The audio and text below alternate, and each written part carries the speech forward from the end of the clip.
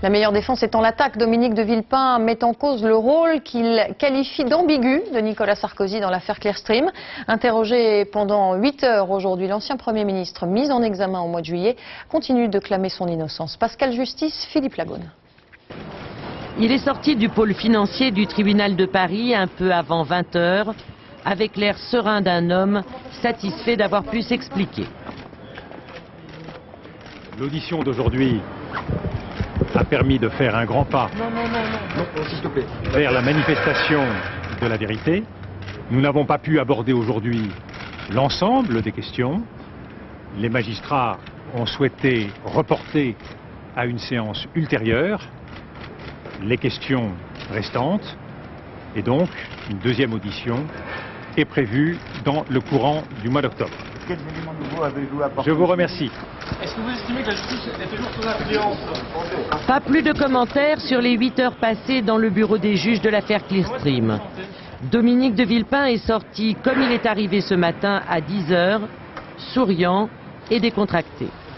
Entendu comme témoin en décembre 2006, il est poursuivi depuis sa mise en examen le 27 juillet pour complicité de dénonciation calomnieuse, recel de vol et d'abus de confiance et complicité d'usage de faux.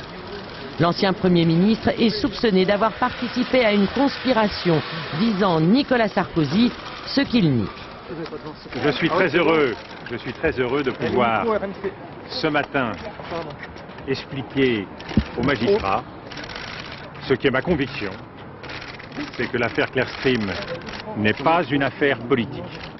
Si l'on en croit les 80 pages que Dominique de Villepin a rédigées à l'intention des juges, c'est Nicolas Sarkozy, alors ministre des Finances, qui a été visé par une manipulation industrielle en pleine guerre de succession à la tête de ADS.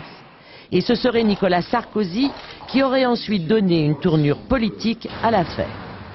Par ailleurs, l'ancien Premier ministre nie avoir donné l'ordre à Jean-Louis Gergorin de remettre au juge Van Ruynbeck les listings truqués. Il n'aurait pas non plus confié de mission au général Rondeau.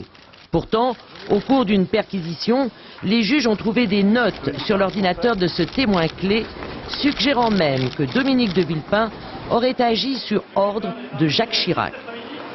Les juges, qui n'avaient pas moins de 70 questions à lui poser, ont donc pris rendez-vous avec Dominique de Villepin en octobre pour une nouvelle audition.